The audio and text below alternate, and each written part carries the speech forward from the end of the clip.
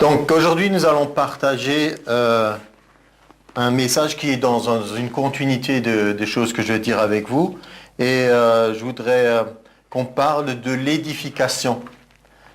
On va prendre un passage de l'Écriture très connu, je vais juste le citer, vous n'avez même pas besoin de chercher dans votre Bible. C'est Matthieu 16, 18. Jésus a dit « Je bâtirai mon Église et les portes du séjour des morts ne prévaudront point contre elle. » Donc on a déjà partagé à plusieurs reprises que Jésus est le bon berger. Et comme il est le bon berger, qui nous montre l'exemple, il nous dit qu'il est quelqu'un qui bâtit, quelqu'un qui édifie. Et nous sommes dans un monde où on a vu beaucoup de choses autour de nous. Peut-être vous êtes comme moi, des fois scandalisés, choqués par des choses qui se passent, comme du vandalisme, des actes de destruction, de terrorisme. Et comme je dis des fois, c'est pas pour justifier certaines choses qui se font, mais je comprends mieux quelqu'un qui vole parce qu'il a faim que quelqu'un qui détruit gratuitement et où ça ne profite à personne.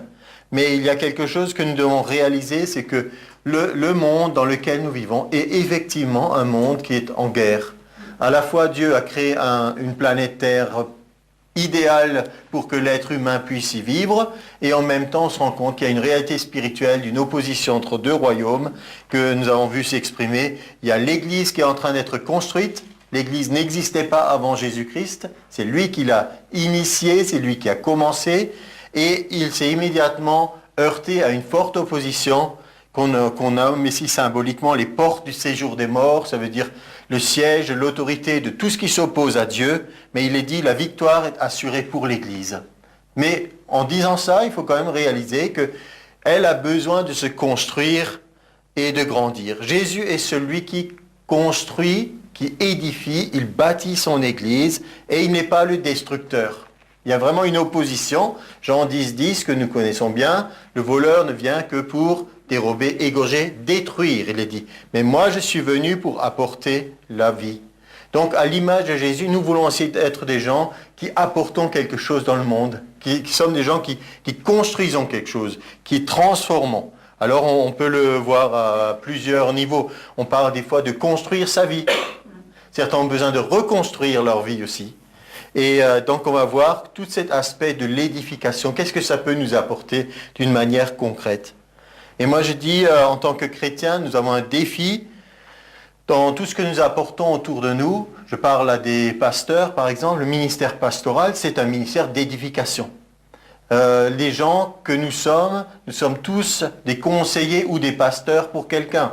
Nous avons nos familles, notre cercle d'amis ou de collègues. Nous apportons des choses autour de nous. Et donc, l'essentiel, ça doit être que notre personnalité, notre ministère, ce que nous apportons aux autres, ça soit un ministère d'édification. Et je vous lance donc le défi de démontrer vos œuvres, votre foi par les œuvres, comme Jacques le dit. Montrez votre foi par les œuvres. Soyez des gens qui, vous pouvez agir, entreprendre, construire, aider, soutenir, encourager. Tout ça, c'est des verbes, des actions qui doivent aller avec un chrétien. Un chrétien doit pouvoir l'identifier. C'est toujours quelqu'un de positif, quelqu'un qui construit, quelqu'un qui apporte. C'est pas quelqu'un qui vit en repli, caché, qui n'exprime rien. Et donc, à l'inverse, on peut voir qu'il y a toute une catégorie de personnes. Vous êtes toujours mal à l'aise avec elles n'apportent rien. C'est toujours de la passivité, de la critique, de l'inaction. Il y a toujours plein de doutes, d'hésitations. Chaque fois que vous voulez apporter un projet, on vous dit les 36 raisons pour lesquelles ça ne pourra jamais se faire. Et il y a toujours des freins. Et donc, vous avez ces deux façons d'agir qui ne collent pas précisément au royaume de Dieu ou du diable. Si vous comprenez ce que je veux dire, c'est que quelqu'un peut ne pas connaître Jésus-Christ comme son Seigneur et Sauveur, être chrétien, et pourtant agir d'après certains principes.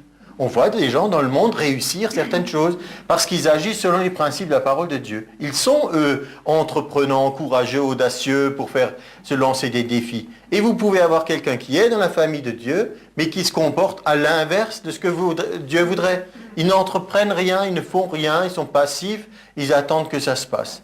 Et nous attendons le retour de Jésus, mais pas comme simplement pourvu qu'on tienne bon jusqu'à la fin, et puis comme ça il vient nous chercher, on part et tout est terminé. Non, notre vision c'est, quand la Bible nous dit hâtez le retour du Seigneur Jésus, c'est faites en sorte que le maximum de personnes puissent entendre la réalité de Jésus-Christ, Fils de Dieu, Sauveur du monde, et ainsi on peut être sûr que tout le monde sera dans l'arche avant que la porte soit fermée. Mais pas, je m'en vais et puis, bon ben voilà, ceux qui auront eu la chance d'être dedans, tant mieux, ou de se dire, il y a une heure qui a été préparée par Dieu, si vous avez de la chance, eh bien vous serez du bon côté, sinon tant pis pour vous. Ça ne marche pas. Mais nous voulons être des personnes qui, nous choisissons l'action, nous choisissons d'agir, et le Seigneur dit, il veut bâtir. Et si vous êtes ses disciples, vous allez agir comme lui. Je parlais justement de retour de Jésus, et même quand j'ai eu l'occasion, il n'y a pas longtemps, d'assister à une fête de Hanouka, célébrée dans une synagogue par les Juifs, il y avait cette annonce du rabbin qu'ils attendent le Messie. Ça m'a quand même impressionné de réaliser qu'ils font cette déclaration, nous attendons le Messie. Et eux, ils attendent peut-être certains textes qui sont pour nous dans l'Ancien Testament, qui est leur Bible, pour nous se sont réalisés déjà. Certains se sont réalisés, mais peuvent aussi se réaliser à plusieurs niveaux. Ce n'est pas parce qu'une chose a déjà eu lieu que ça ne veut plus rien dire pour l'avenir. Comprenez ce que je veux dire? Jésus a été annoncé une première fois, il est venu. Mais certaines annonces du Messie on peut considérer qu'elles sont encore valables pour ce qui est à venir. Prenons ensemble Michée, si vous voulez, le prophète Michée, au chapitre 5, qui est vraiment le passage repris dans Matthieu, que souvent on peut lire aux environs de Noël. Et il nous est dit, « Et toi, Bethléem, Ephrata, petite entre les milliers de Juda, de toi sortira pour moi celui qui dominera sur Israël. » Donc, il est dit, voilà l'annonce d'un Messie. Il dominera sur Israël. Mais quand vous lisez la suite, et dont l'origine remonte au temps ancien, au jour de l'éternité, vous vous rendez compte justement de la révélation qu'a eu le prophète, de se dire ce n'est pas un homme, ce n'est pas quelque chose de naturel, quelqu'un dont l'origine remonte aux temps anciens. Il nous est dit, c'est pourquoi il les livrera jusqu'au temps où enfantera celle qui doit enfanter, et le reste de ses frères reviendra auprès des enfants d'Israël. Il se présentera et il gouvernera avec la force de l'Éternel, avec la majesté du nom de l'Éternel son Dieu. Et ils auront une demeure assurée, car il sera glorifié jusqu'aux extrémités de la terre.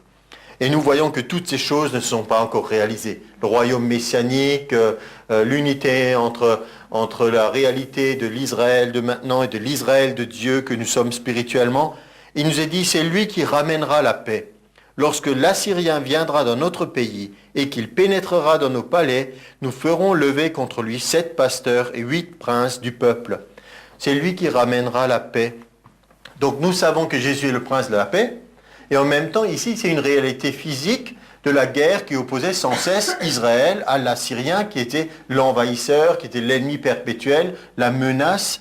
Et donc il nous est dit autant une chose physique, historique et qu'on peut vérifier sur le terrain, autant quelque chose de spirituel. Et vous voyez bien, il nous est dit, nous ferons lever contre lui 7 pasteurs. Quelle drôle d'idée!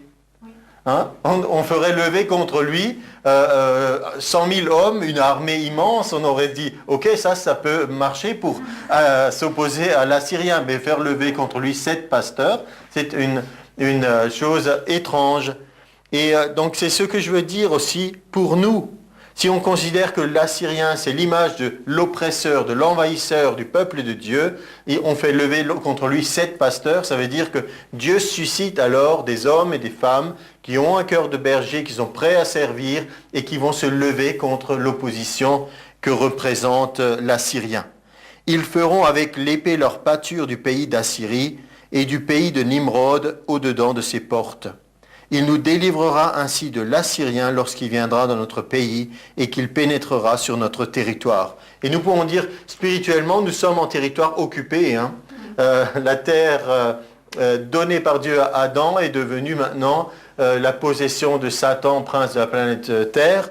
Mais Parce qu'il a pénétré notre territoire, Dieu fait lever des pasteurs pour qu'on puisse s'opposer à Nimrod. Nimrod, c'est ce roi abominable qui a régné sur toute l'histoire de Babel, tout ce qui représente ceux qui se dressaient contre Dieu, ces religions d'astrologie et de toutes sortes de sorcelleries.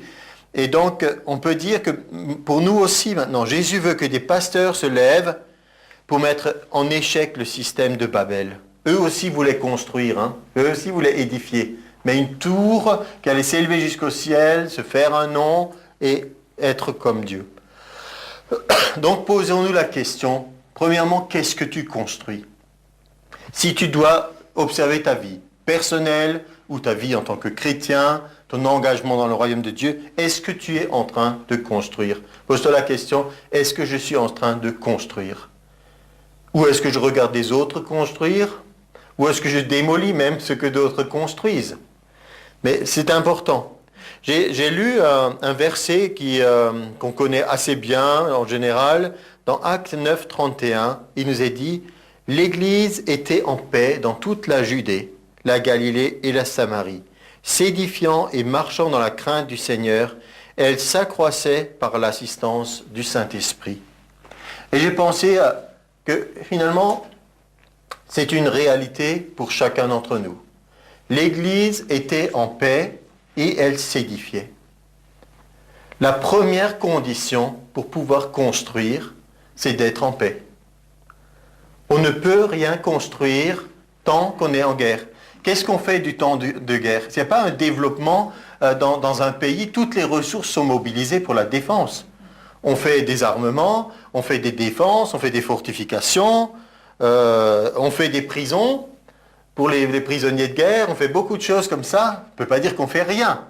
Mais on ne peut pas dire que après un certain laps de temps, voici toutes les choses merveilleuses qui ont été accomplies en temps de guerre. En général, il ne reste pas beaucoup de choses pour la suite. Par contre, quand on voit le développement d'une civilisation, d'un pays ou d'une ville, c'est en temps de paix que ces choses se développent. Donc ce qu'on peut voir dans les choses naturelles, dans les choses de l'histoire, on se rend compte que c'est la même chose pour chacun d'entre nous.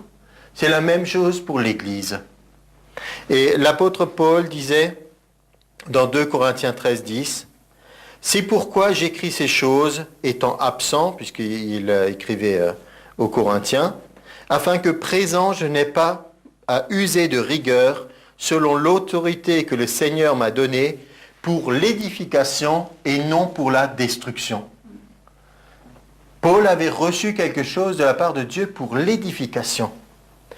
Mais pourquoi il dit ça et non pour la destruction? Parce que la réalité tragique de l'histoire de l'Église, qu'on peut constater encore jusqu'à aujourd'hui, c'est que dans l'Église, il y a toutes sortes de divisions, de problèmes et de gens qui se détruisent. L'apôtre Paul les mettait en garde, il disait mais si vous vous détruisez les uns les autres, mais qu'est-ce que ça va donner? C'est pas comme ça qu'on peut construire le royaume de Dieu.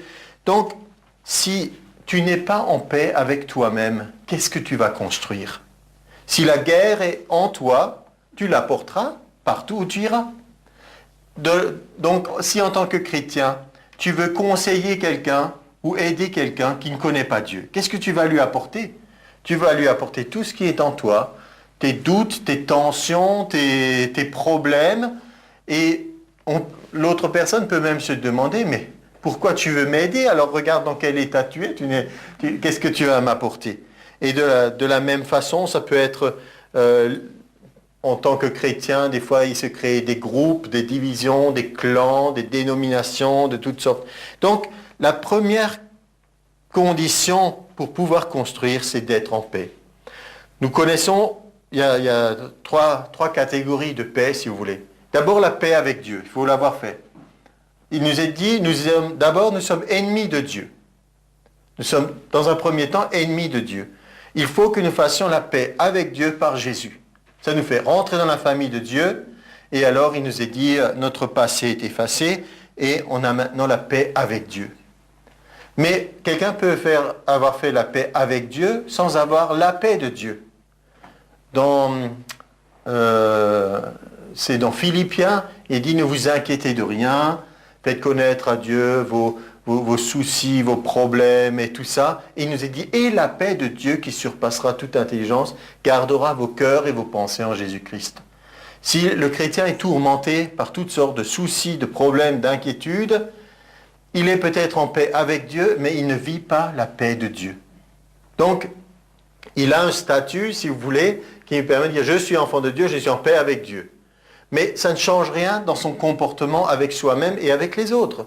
Donc, il faut qu'on accède à cet état où on a la paix de Dieu. Ça nous demande de l'effort, ça nous demande de mettre du temps à part, ça nous demande une discipline, de régulièrement se décharger sur Dieu, de dire « Seigneur, tu t'en occupes », de dire « ça, je ne veux pas m'en soucier ». Et puis, il y a la troisième partie, c'est celle qui va vers les autres. Une fois qu'on a cette paix de Dieu, c'est la paix avec les autres. Et là, nous ne sommes pas toujours responsables de l'état d'une relation. Parce que la Bible nous dit, autant que ça dépende de vous, soyez en paix avec tout le monde. Mais malgré votre bonne volonté, des fois ça ne se passe pas bien.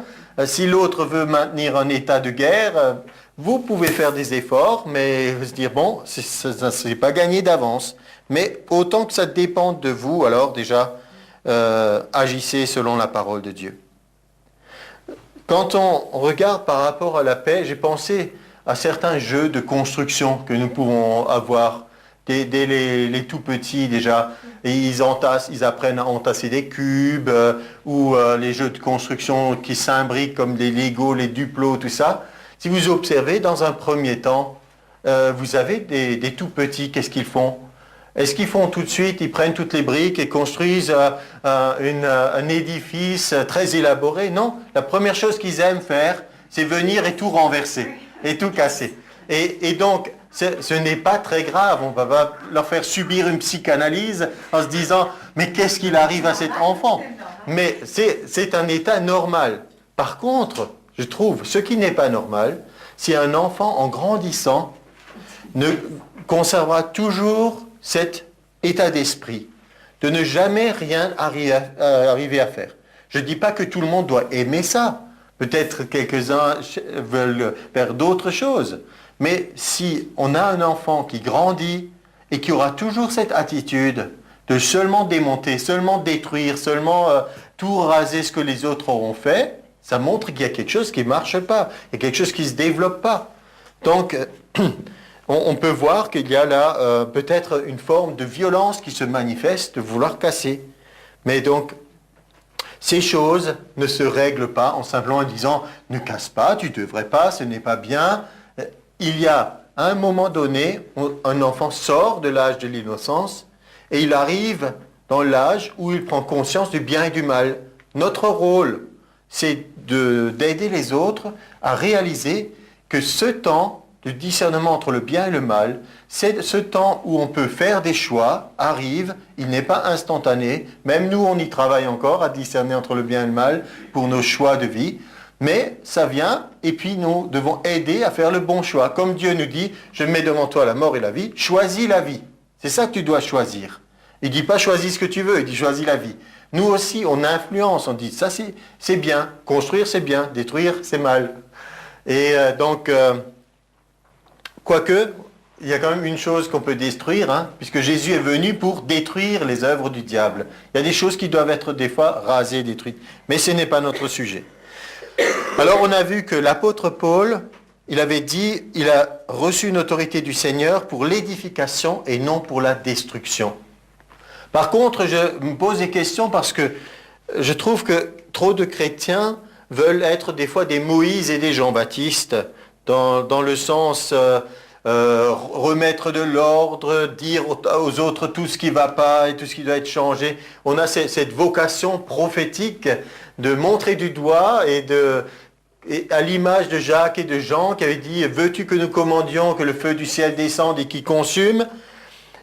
Mais l'important, c'est de réaliser que des fois, on est hors contexte. Il y a des situations précises. Jean-Baptiste a été appelé pour une situation précise. Mais tout le monde dans le corps de Christ ne doit pas être un Jean-Baptiste. Où irions-nous? Et il y a un temps pour arracher, il devait dénoncer ce qui ne va pas dans le peuple d'Israël, il devait préparer la venue du Messie, mais nous ne sommes pas tous des Jean-Baptiste, heureusement, et surtout pas pour ceux qui ont besoin d'entendre que Jésus les aime. Donc, ne soyons pas dans une attitude de je suis là pour remettre les pendules à l'heure, je veux leur dire mes 4 vérités, comme s'il y avait 4 vérités, entre parenthèses. Pour nous, il n'y a qu'une vérité, Jésus est la vérité. Et moi, je les accuse, ces gens-là, d'être des terroristes du corps de Christ. Parce qu'on aime proclamer des menaces en disant, voilà, condamnation, jugement, des choses comme ça. Mais je vous rappelle que la menace et la peur sont les armes de l'ennemi. Donc, il ne faut pas s'emparer des armes de l'ennemi pour faire des choses dans notre propre camp. Ce serait vraiment stupide. Le psaume 23, qui nous parle du bon berger, il dit « Ta houlette et ton bâton me rassurent ». Le peuple de Dieu doit être rassuré par rapport au berger quand il a son bâton à la main. Parce qu'il sait que le bâton n'est pas pour lui. Il est pour le loup. D'accord? Il est pour protéger le troupeau. Sinon, il ne dirait pas « ton bâton me rassure ». Ça me rassure de savoir que tu as un bâton à la main. Normalement, si des parents sont amenés à corriger leurs enfants et qui se servent pour ça d'un instrument, ça ne doit pas rassurer l'enfant. Il ne doit pas se dire « ah, ça me fait du bien de savoir qu'il y a là un instrument qui est pour ma correction ». Mais là, ça génère normalement une crainte respectueuse et cette chose ne doit être utilisée que à bon escient. Mais ici, il nous est dit clairement que si la houlette et le bâton rassurent, c'est que le bâton est pour l'extérieur, pour l'ennemi. 2 Corinthiens 18 nous dit la chose suivante. « Et quand je me glorifierai un peu trop de l'autorité que le Seigneur nous a donnée pour votre édification et non pour votre destruction, je ne saurais en avoir honte. » Donc il reprend encore une fois cette idée, je suis là pour votre édification et non votre destruction. Et donc ça me laisse perplexe des gens qui croient, qui sont investis dans certains ministères dans le corps de Christ, mais que ça ne construit rien, que ça n'aide personne. On se dit à quoi servent-ils? Et sont-ils heureux en faisant ce qu'ils font? Franchement, quand vous savez que vous avez dit une parole à quelqu'un et que après cette personne lui dit « Ah, ça m'a fait du bien ce que tu m'as dit », là vous êtes heureux. Mais si vous avez dû asséner une vérité à quelqu'un et que vous voyez que ça ne l'aide pas et que ça détruit sa vie, vous devez être plutôt repentant que content de votre état. Donc, la première condition, c'est la paix, et ensuite seulement, vous pouvez édifier. Alors, posons-nous cette question. Est-ce que je suis quelqu'un de constructif? Donc, il faut commencer à se construire soi-même. Parce que comment on peut donner quelque chose qu'on n'a pas? Comment on peut aider si on a nous-mêmes? Ça ne veut pas dire qu'il faut atteindre la perfection et après je commencerai. Parce qu'il y a des gens qui sont en formation pendant toute leur vie, mais des fois on dit un peu de certains, ils sont d'éternels étudiants. Éternels étudiants, si on fait des études vraiment très longues, très prolongées, c'est bien si c'est pour atteindre un certain niveau, mais à un moment donné, il faut rentrer dans la vocation qu'on a ou dans le désir qu'on a d'accomplir quelque chose, sinon ça ne sert à rien. Donc on a vu, premièrement, c'était qu'est-ce que tu construis, et pour ça on a vu qu'il faut que nous soyons une personne en paix et positive. Donc deuxième question, est-ce que tu es une personne positive? Oui. Est-ce que tu aimerais être en ta compagnie? Est-ce que si admettons, tu gagnes un voyage et tu veux emmener quelqu'un, est-ce que tu t'emmènerais? Nous connaissons une personne et j'aimais bien son expression, c'était une Américaine, elle disait, en anglais, elle disait toujours « To know me is to love me ». Si vous me connaissez, alors vous m'aimez. Ça veut dire qu'elle avait développé cette pensée en elle, qu'elle était quelqu'un. Peut-être vous la voyez pour la première fois, vous dites, oh, c'est une personne peut-être bizarre parce que vous observez sur l'extérieur. Je ne dis pas qu'elle est bizarre, mais je dis, ça peut arriver que des gens jugent sur l'extérieur, mais en apprenant à connaître quelqu'un, on peut l'apprécier à sa juste valeur. Et si vous avez cette image de vous, en disant, peut-être certaines choses de moi peuvent déplaire à quelqu'un, mais s'il apprend à me connaître vraiment, s'il commence vraiment à connaître qui je suis et quel est mon cœur, il m'appréciera. Ça veut dire que vous avez déjà fait un grand pas en vous-même. Vous êtes déjà réconcilié avec vous-même. Ça ne veut pas dire que vous vous jugez parfait, supérieur, meilleur. Mais ça veut dire que vous n'êtes plus en guerre à l'intérieur contre vous. Vous vous acceptez. Avec défauts aussi. Ça ne veut pas dire non plus que vous acceptez vos défauts, je suis comme ça, et puis voilà, il faut me prendre comme je suis. Peut-être vous y travaillez, j'espère. Donc, aimerais-tu être en ta compagnie? Est-ce que tu es tourmenté par quelque chose? Parce qu'il y a des gens, ce n'est pas qu'ils soient mauvais ou méchants, mais il y a peut-être des tas de choses qui ne sont pas réglées à l'intérieur. Des tas de choses qui nous assiègent à l'intérieur. On parle de forteresse, de pensée, mais on est peut-être tourmenté par des soucis, des fardeaux, des péchés. Hébreu nous dit aussi le fardeau et le péché qui nous enveloppent si facilement. Il y a des choses dans lesquelles on tombe. Il y a des gens qui sont dans une situation de danger par rapport à une certaine forme de péché. Pour d'autres, ce n'est pas un problème du tout, mais parce que chacun est différent. Donc, ça peut être aussi des souffrances, des maladies, parce que nous avons hérité de certaines choses qui sont dans ce monde, qui peuvent être des handicaps, des souffrances, des maladies, et qu'on traîne avec nous. Donc, ça se peut qu'il y a des choses, des vraies raisons pour lesquelles il y a des aspects de notre vie qui ne sont pas positifs. Mais ça ne veut pas dire que nous ne pouvons pas, d'une manière générale, et d'une manière surtout intérieure, être quelqu'un qui va dans la bonne direction. Es-tu quelqu'un qui se plaint souvent? Ça, c'est une bonne façon de découvrir si nous sommes positifs ou négatifs. On n'aime pas, en général, la compagnie des gens qui se plaignent tout le temps. Je ne sais pas si vous aimez bien, mais des gens qui sont toujours à se plaindre, souvent, c'est des personnes qui sont centrées sur elles-mêmes, concentrées sur ce qui leur arrive constamment, et donc, il n'y a pas d'intérêt, il n'y a pas de communication avec quelqu'un d'autre. Donc, es-tu en paix? Quand tu parles aux autres, est-ce que ça leur fait du bien? Et si la réponse est non, alors tu as besoin de t'édifier toi-même. On parle d'édification. Il y a une capacité, Dieu nous a donné une capacité de nous construire nous-mêmes. 1 Corinthiens 14, 4 nous dit, celui qui parle en langue, par exemple, qui prie dans l'esprit, s'édifie lui-même. C'est une réalité spirituelle, la Bible dit. On ne va pas passer outre en disant, oui, bon, c'est un petit détail, c'est une option. Non, c'est un des éléments d'édification. La prière dans l'esprit, si nous sommes esprit créé à l'image de Dieu qui est esprit, ce n'est pas pour le faire 5 minutes par semaine. C'est pour le faire d'une manière régulière. Et la version actuelle de la prière dans l'esprit, c'est quelqu'un qui prie dans l'esprit, se charge lui-même comme une batterie. Nous connaissons les batteries de voiture. Quand ça roule, un peu d'électricité est utilisée pour le démarrage, pour les feux, mais en même temps, la batterie ne se vide pas, au contraire, elle se recharge. Et ça, c'est une illustration technique de quelque chose qui se produit dans notre esprit. Et il nous est dit, celui qui prophétise édifie l'Église. Donc, on parle de la part de Dieu, ça construit l'Église. Parler de la part de Dieu construit.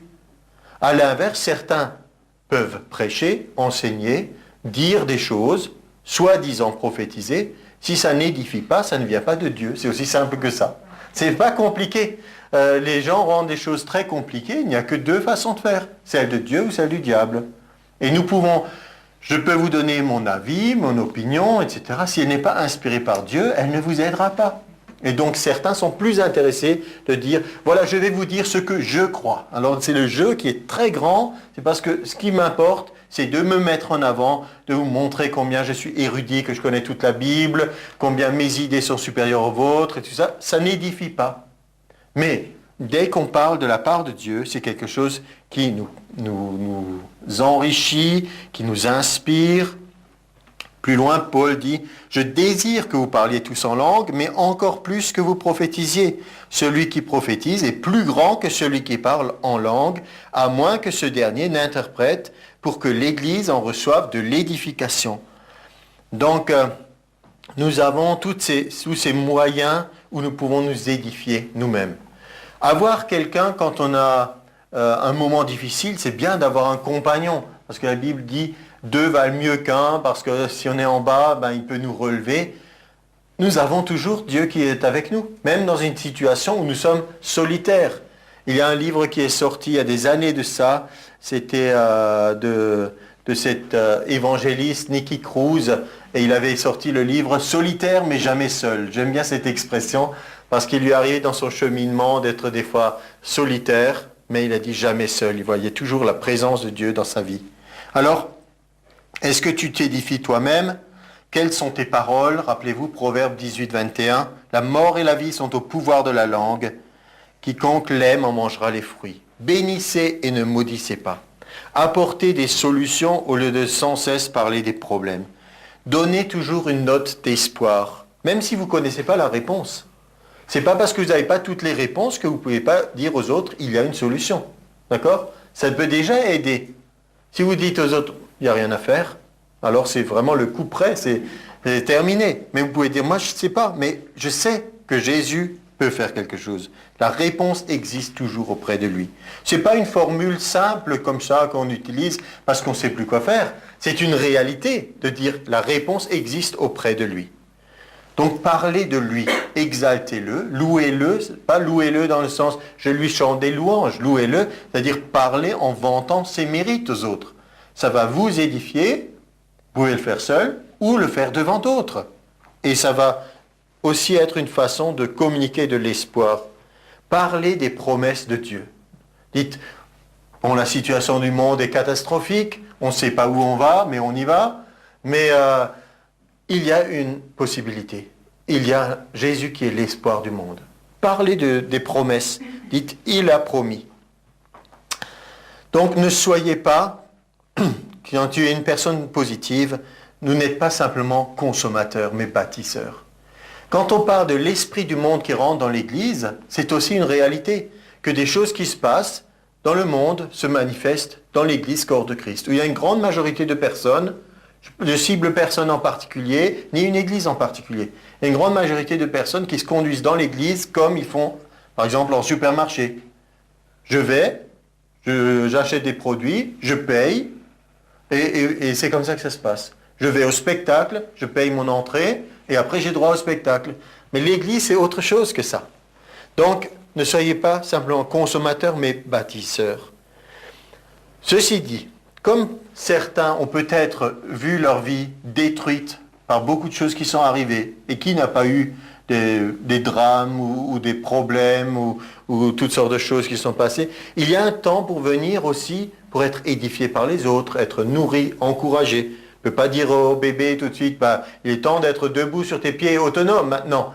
Donc il y a un temps pour se reconstruire, il y a un temps pour recevoir, pour guérir de ses blessures, apprendre, et ensuite il y a un temps pour grandir et marcher. Dans ce sens aussi, 1 Corinthiens 10, 23, tout est permis mais tout n'est pas utile.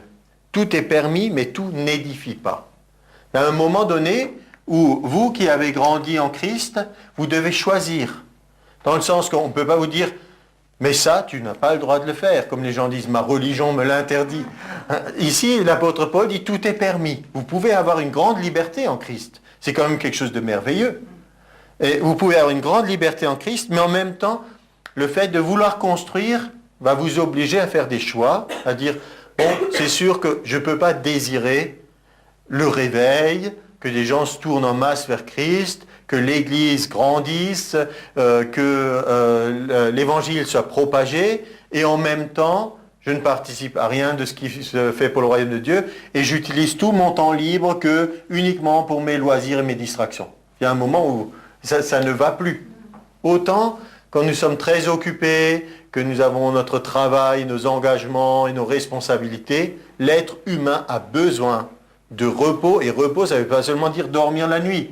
Ça veut dire un temps de détente, un temps où on se renouvelle dans les choses qu'on fait. Et donc on a le droit d'avoir des loisirs et des distractions. C'est même nécessaire.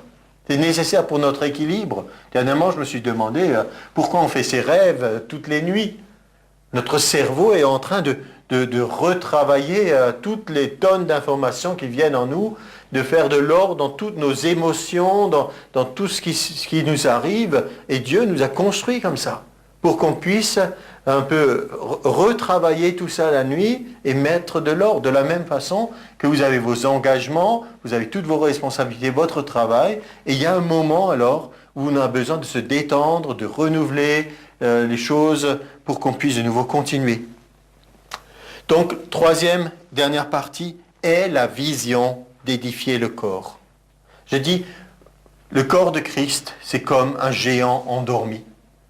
Et c'est la chose, entre guillemets, la plus puissante qui soit sur la terre actuellement. Il n'y a pas plus fort que ça, que le corps de Christ, avec Jésus qui est la tête, et cet ensemble immense de croyants, où le Saint-Esprit est présent en chacun, c'est une puissance inimaginable. Et pourtant, c'est comme une espèce de géant endormi. Quand est-ce qu'il va enfin se dresser et se lever? Et la Bible nous le dit qu'il y a ce côté sans cesse paralysie, assoupissement. Il y a des puissances de ténèbres qui agissent contre ça. Ils ne veulent pas que ce corps soit en action. Et donc, nous sommes, 1 Corinthiens 3,9, nous sommes ouvriers avec Dieu. Vous êtes le champ de Dieu, l'édifice de Dieu. Voyez-le comme ça. Ce corps de Christ, c'est l'édifice de Dieu. C'est ce que Dieu est en train de construire. Jésus a dit, je bâtirai mon église. Les portes du séjour des morts ne prévaudront point contre elle. 1 Corinthiens 14,12. De même, vous, puisque vous aspirez aux dons spirituels, que ce soit pour l'édification de l'église que vous cherchez à en posséder abondamment.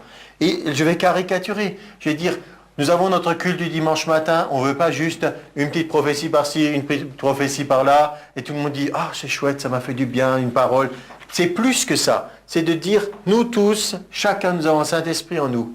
Si toutes ces manifestations de l'Esprit vont vers le corps, tous les jours de la semaine, tout le temps, ça crée un renouvellement et une édification en permanence du corps, en permanence. Vous pouvez prophétiser dans votre maison sur quelqu'un.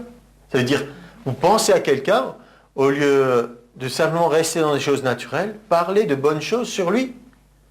Dites, voilà, je ne sais pas où il est, où elle est, ce qu'elle fait en ce moment, mais voilà, je dis de la part du Seigneur, au nom de Jésus, pour sa journée, sa famille, sa santé, son travail. Faites-le. 1 Corinthiens 14, 17, il nous est dit, en priant dans l'esprit, tu rends, il est vrai, d'excellentes actions de grâce, mais l'autre n'est pas édifié. Donc, voyez maintenant cette direction de l'édification vers le corps. Il y a différents niveaux, on l'a déjà vu. Premier niveau, soi-même. 1 Pierre 2, 5, vous-même, dites-le tout le monde, moi-même. Comme une pierre vivante, je m'édifie pour former une maison spirituelle. Un saint sacerdoce, afin d'offrir une victime spirituelle agréable à Dieu par Jésus-Christ. Jude 1, 20, pour vous, encore une fois, pour moi-même, pour vous, bien-aimés, vous édifiant vous-même sur votre très sainte foi et priant par le Saint-Esprit. Édifiez-vous sur la base de votre très sainte foi. Ce n'est pas pour faire un langage religieux, mais très sainte foi, saint, c'est quelque chose qui est à part. La foi, ce n'est pas juste n'importe quoi. C'est pas juste, moi je crois en ceci, toi tu crois en cela, d'une croyance, tout le monde a ses croyances. Non, ici il est dit votre très sainte foi. Votre façon de mettre votre confiance en Dieu, c'est quelque chose qui est saint. C'est quelque chose qui est particulier. Et donc, on continue, on a vu, soi-même, si tu n'es pas positif, comment vas-tu aider? Jésus lui-même, il a dit, vous m'appliquerez ce proverbe, médecin, guéris-toi toi-même. Il connaissait déjà ce proverbe autrefois, on peut le dire encore maintenant. Si le chrétien est malade dans sa tête ou malade en lui-même, je ne parle pas de maladie physique maintenant, comment va-t-il aider? Il y a des pasteurs malades, qu'est-ce qu'ils peuvent apporter à leur église? Si à l'intérieur ça ne va pas du tout, s'il n'y a que troubles, confusion ou péché, de temps en temps le péché se révèle après. Et puis on se rend compte que pendant des années, pourquoi il y a des choses qui ne marchaient pas? Parce qu'il y avait plein de choses qui n'étaient pas réglées. À un moment, il y avait ce courant du vin nouveau. Moi, je crois que le vin nouveau, Jésus l'a annoncé, il a dit, il faut mettre le vin nouveau dans des outres neuves. Le vin nouveau, c'est chaque fois que l'Esprit de Dieu agit pour revivifier le corps de Christ et l'Église. C'est pas juste un moment historique où il dit, voilà, maintenant il y a eu le vin nouveau à tel endroit, dans telle période de l'histoire. Le vin nouveau, c'est en permanence. les nouvelles choses de l'Esprit de Dieu. Et alors des gens qui voulaient partager le vin nouveau aux autres. Et quelqu'un a dit une fois cette phrase, il a dit, on voulait apporter le vin nouveau, mais on n'a apporté que le vinaigre. Parce qu'avec ce désir de vouloir aider les autres, mais à l'intérieur, ce n'était pas réglé. On savait que le vin nouveau, ça pourrait faire du bien, mais on ne l'avait pas. On n'avait que le vinaigre en nous. Alors ça ne peut pas marcher. Donc, soi-même.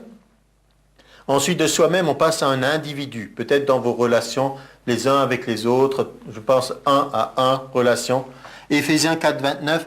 Qu'il ne sorte de votre bouche aucune parole mauvaise, mais s'il y a lieu, quelques bonnes paroles qui servent à l'édification et communiquent une grâce à ceux qui l'entendent. 1 Thessaloniciens 5, 11. C'est pourquoi exhortez-vous réciproquement et édifiez-vous les uns les autres comme en réalité vous le faites. Quand on lit tous ces passages de la Bible l'un après l'autre comme ça, on dit mais il n'y a que ça finalement. C'est ça qui compte. Se construire, s'aider, se soutenir et finalement ça fait du bien. Si vous arrivez quelque part, vous dites je suis au milieu de mon club de supporters, comme certains qui sont dans le monde du sport ou des fois des artistes, chansons ou autres. Ils vont dans une salle, la salle est gagnée d'avance. Il n'y a que les fans qui sont là, ceux qui aiment leur musique. Alors, c'est facile, il n'y a pas à convaincre. C'est pas comme les hommes politiques qui veulent se faire élire, qui ont besoin de convaincre l'auditoire. Mais là, on est aussi dans l'Église, on ne devrait pas être dans la politique. On devrait pouvoir se dire, on est tous ensemble, dans la même équipe, en poursuivant le même but. Alors, le corps local. Là, on développe un peu plus, on est un peu plus large. 1 Corinthiens 14, toujours, qui nous parle du corps local, parce que ça parle beaucoup du culte. Celui qui prophétise, au contraire, parle aux hommes, les édifie, les exhorte, les console. Ça, c'est ces façons dont on a, quand on est ensemble, de s'encourager. 1 Corinthiens 14, 26. Que faire donc, frères ou sœurs, lorsque vous vous assemblez, les uns ou les autres parmi vous ont-ils un cantique, une instruction, une révélation, une langue, une interprétation? Que tout se fasse pour l'édification. On élargit encore plus, on arrive au corps de Christ. Éphésiens 2, 20. Vous avez été édifiés sur le fondement des apôtres et des prophètes. Vous n'avez pas été établis comme une nouvelle dénomination. Vous n'avez pas été établis parce que les hommes ont décidé. Vous avez été établis sur le fondement des apôtres et des prophètes, édifiés. Jésus-Christ lui-même étant la pierre angulaire. Et ce n'est pas étonnant qu'on ait plusieurs passages dans Éphésiens, puisque c'est vraiment une des épîtres essentielles pour comprendre le corps de Christ et l'Église. 21. En lui, tout l'édifice, bien coordonné, s'élève pour être un temple saint dans le Seigneur. Verset 22. En lui, vous êtes aussi édifiés pour être une habitation de Dieu en esprit. Éphésiens 4, 12. Les ministères sont donnés pour le perfectionnement des saints en vue de l'œuvre du ministère et de l'édification du corps de Christ. Du corps, la vision du corps. Il n'est pas dit, il est nécessaire que dans votre église locale, vous ayez tous les ministères qui soient présents pour l'édification de votre église locale. Et il dit, les ministères sont donnés plus largement pour qu'on ait cette vision de ce géant dont je parlais. Éphésiens 4, 16. C'est de lui, Jésus, et grâce à tous les liens de son assistance, que tout le corps, tout le monde dit tout le corps, tout le corps, bien coordonné, formant un solide assemblage, tire son accroissement selon la force qui convient à chacune de ses parties et s'édifie lui-même dans l'amour. Donc avez-vous cet appel pour être un conseiller? On est tous conseillers à un certain niveau, faire un travail pastoral. Voulez-vous faire partie de ces 7 pasteurs qu'on va élever contre l'Assyrien, contre l'ennemi? Vous vous rappelez, on dirait pourquoi 7 pasteurs? Un seul suffit. Ceux qui ont cette vision étroite du ministère, il faut un pasteur et surtout pas un deuxième, parce que sinon je me sens menacé dans mon autorité et que sais-je encore. Mais rappelez-vous de Moïse, quand les gens ont commencé à prophétiser, Jésus a dit, il faut les arrêter là, qu'est-ce qu'ils font? Et il a dit, non, puisse tout le peuple de Dieu être composé de prophètes, que tous parlent de la part de Dieu. Et moi je dirais, et en même temps que tout le peuple de Dieu soit composé de pasteurs, qu'il y en ait plein, qui sachent conseiller, aider, soutenir. On n'est pas de trop, loin de là. Vois où Dieu te place et de toute façon, construis. Construire. En conclusion, il y a encore quelques versets de la parole de Dieu pour terminer, pour se faire du bien. 1 Corinthiens 3, 9. On l'a déjà cité. Nous sommes ouvriers avec Dieu. On le dit ensemble? Nous sommes ouvriers avec Dieu. Nous sommes le champ de Dieu. L'édifice de Dieu. Donc, je ne le lis pas, mais rappelez-vous le psaume 127. Si l'Éternel ne bâtit la maison, ceux qui travaillent, ils travaillent pour rien. Donc, c'est essentiel que ce soit lui qui construise avec nous, ou qu'on construise sous sa direction. Acte 20, 32. Maintenant, je vous recommande à Dieu et à la parole de sa grâce, à celui qui peut édifier et donner l'héritage avec tous les sanctifiés. Romains 14, 19. Ainsi donc, recherchons ceux qui contribuent à la paix et à l'édification mutuelle. De nouveau, les deux choses ensemble. Paix et édification mutuelle. Romains 15, 2. Que chacun de nous complaise au prochain pour ce qui est bien en vue de l'édification. 1 Corinthiens 8, 1. La connaissance enfle, mais l'amour édifie. 2 Corinthiens 12, 19. Vous vous imaginez depuis longtemps que nous nous justifions auprès de vous. C'est devant Dieu en Christ que nous parlons. Et tout cela, bien-aimés, nous le disons pour votre édification. Et le verset final, qui nous donne une vision d'avenir jusque dans l'éternité. 2 Corinthiens 5, 1. Nous savons en effet que si cette tente où nous habitons sur la terre est détruite, nous avons dans le ciel un édifice qui est l'ouvrage de Dieu, une demeure éternelle qui n'a pas été faite de main d'homme. Amen. Amen.